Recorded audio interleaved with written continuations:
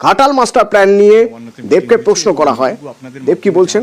ঘাটালবাসীদেরকে রাজ্য সরকার Ghatal master plan নিয়ে অনেকটা না যথেষ্ট সিরিয়াস, এবং ঘাটাল মাস্টার প্ল্যান করার যে ফার্স্ট ফেজ ল্যান্ড আইডেন্টিফাই করা, এবং ল্যান্ড আইডেন্টিফাই হয়ে গেছে এবং ল্যান্ড অ্যাকুইজিশনের কাজ শুরু হবে, এবং ল্যান্ড অ্যাকুইজিশন কমিটি আমার মনে হয় কি পুজোর পরেই সেটা ফর্ম হবে, এবং যাদের যাদের ল্যান্ড অ্যাকোয়ার করতে হবে তাদের সঙ্গে নেগোসিয়েশন শুরু হবে।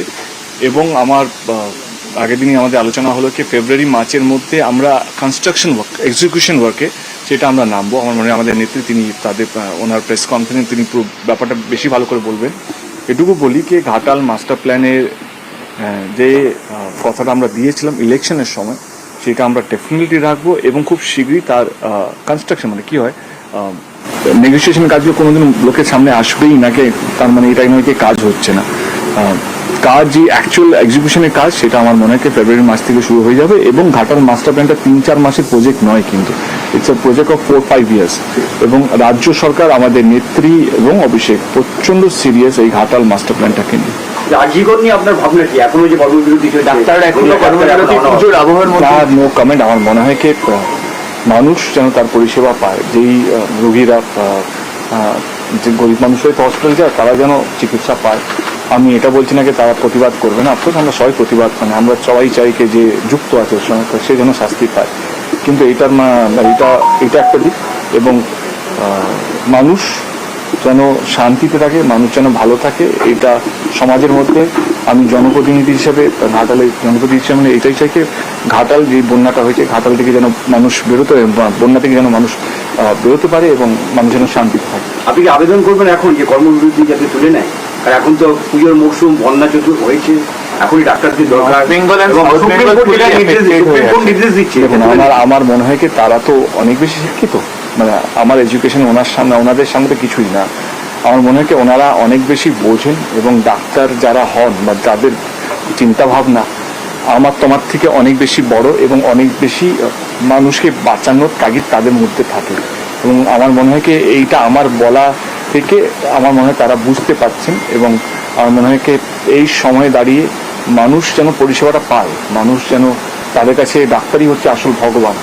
এবং একটা ভগবানের উৎসবে আরেকটা ভগবান যদি আন্দোলন করে আমার মনে হয় সেইটা কতটা একটা ন্যায় পাওয়ার জন্য আরো কারোর সাথে অন্যায় যাতে না হয়, আমার মনে হয় সেটাকে ডাক্তারদের ভাবা উচিত। এবং আমি এটা বলছি না তো আমার বলাতে কিছু যায় আসে না হয়তো। আমি অভিনেতা, সমাজে আপনার প্রভাব আছে। আমি এটুকু বলবো এটাই বলবো কি মানুষ যেন পরিষেবাটা পায়, মানুষ যে গরিব মানুষ বন্যা তুমি যেটা বললে নর্থ বেঙ্গল থেকে আরম্ভ করে সব জায়গা, কারণ তুমি তো আমরা প্রাইভেট হসপিটালে গিয়েও চিকিৎসা করাতে পারি। আসল ভগবানটাই আসল দুর্গা গরিব মানুষের কাছে তারাই এই ডাক্তাররা কে তাদের হাতেই এই পাওয়ারটা আছে। মানুষ ভগবান মানে মানুষকে বাঁচানো, আমরা তো মানুষের কাছে এইটাই ভগবানের কাছে এই প্রার্থনা করি আমরা যেন ভালো দেখায় বেঁচে থাকি, কিন্তু আসল ভগবানটা হচ্ছেন এই ডাক্তার ভাই যারা যাদের কাছে এই গরিব মানুষরা পরিষেবা পায়। আমি উৎসবের মরশুমে আমি বলবো কি একটা দুর্গা আসছে বলে আমাদের সোসাইটির মধ্যে আসল ভগবান হচ্ছে আমাদের ডাক্তাররা, তারা যেন কোনো গরিব মানুষের সাথে কোনো অন্যায় না হয় আমার মনে হয় সেটা একটু ভাবনা। একটা প্রবণতা দেখা যাচ্ছে যেন সুপ্রিম কোর্টের নির্দেশও তারা মানছেন না। আমি এটা নিয়ে কমেন্ট করতে চাই না, কারণ আমার মনে হয় কি এটা সমাজই ডিসাইড করুক। কারণ আমার মনে হয় কি বিবেক এমন একটা জিনিস না তুমি আমি বললে কিছু হবে না। বিবেক নিজের থেকে যতক্ষণ না জেগে উঠছে বা নিজের থেকে যতক্ষণ বুঝতে পারছে ততক্ষণ কেউ বোঝাতে পারবে না। তবে ওনারা যা ভালো বুঝবেন সেটা ওনারা দেখবেন। কুণাল ঘোষের সাথে দেখা হলো, মাঝে বিভিন্ন ইস্যুতে দুজনের মধ্যে কোথাও কোনো সংঘাত তৈরি হয়। আমার মনে হয় কি কুণালদাও খুব ইন্টেলিজেন্ট একজন মানুষ, এবং আমি কুণালদাকে একটু আগে আমি লাইভে বলছিলাম যে কুণাল ঘোষকে আমি চিনি। আমার খারাপ সময় কুণালদা যেভাবে দাঁড়িয়েছিল, তো আমার মনে হয় আমি এরকমই একটা মানুষ যে যদি আমাকে একবার কেউ আমার পাশে দাঁড়ায় আমি সারা জীবন মানে আমি যদি মরেও যাই আমি সেই স্মৃতিটাকে আমি সঙ্গে নিয়ে যাবো। আমার কাছে সেই মানুষটা সেইটাই পরিচয়, এর পরে কি পরিচয় কি কেমন সংঘাত আমি সেটা মনে রাখি না। এবং আজকে যে কারণে এখানে আসা টেক্কাবলে আমার একটা ছবি রিলিজ হচ্ছে, সেখানে আমার মনে হয় Kunal Ghosh the reporter is way much more powerful than a Kunal Ghosh a spokesperson for me. তো দুটোই আমি সম্মান করি, কিন্তু আমার কুণাল ঘোষ দা রিপোর্টারের সঙ্গে আজকে দেখা করতে এসেছিলাম, একজন সাংবাদিকের সঙ্গে দেখা করতে এসেছিলাম আমি। কারণ আমি চাই কি কুণাল ঘোষ এমন একটা ইন্টারভিউ নিক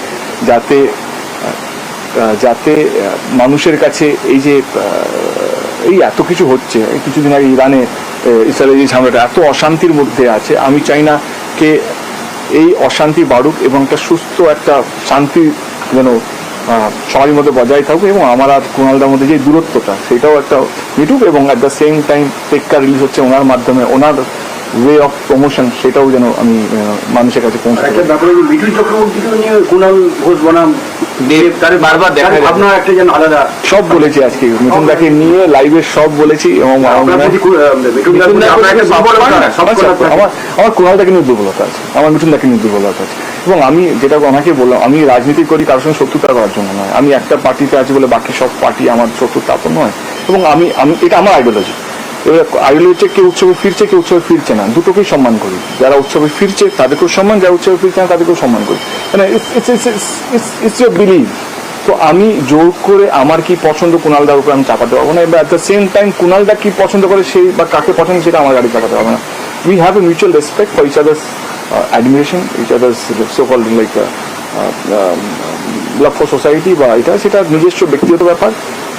মিঠুনদা আমার কাছে যেরকম, মিঠুনদা ওনার কাছে যেরকম, সেটা ওনার ব্যাপার, ঠিক আছে? মিটলো তাহলে? আমি দেব একটা সুপারস্টার এবং আমার দলের সাংসদ, খুব ভালো ছেলে। আমি নিশ্চিতভাবে ওর অভিনয়ের বা ওর সিনেমাগুলোর দর্শক এবং ভক্ত। যে দু একটা পয়েন্টে মাঝে মধ্যে আমার দলীয় অবস্থান থেকে ওর অবস্থানকে আমি একভাবে দেখি, যেটা নিয়ে একটু ঠিকঠাক সব চলে, সেগুলো আমরা সব একটা সবাই দেখলো একটা ইন্টারভিউ, কিন্তু আমরা বেশ একটা আলোচনা করলাম। ফলে আমরা দুজনেই এই বিষয়গুলো এমন একটা উপসংহারে পৌঁছেছি যে সেটা ওর যেটা একটা ব্যাখ্যা চিন্তা ভাবনা, সেটা নিশ্চিতভাবে ওর কাছে থাকবে এবং সেটা রাখার অধিকার ওর আছে। আবার আমার যেটা ব্যাখ্যা, সেটার অবস্থানে থাকার অধিকার আমার আছে। কিন্তু তার মানে এই নয় যে দেব এবং কুণাল ঘোষের মধ্যে কোনো দূরত্ব আছে। ওর নতুন ছবি আসছে, সেটা মানে দারুণ ভাবে সফল হোক, এখন সেটাই হচ্ছে প্রার্থনা।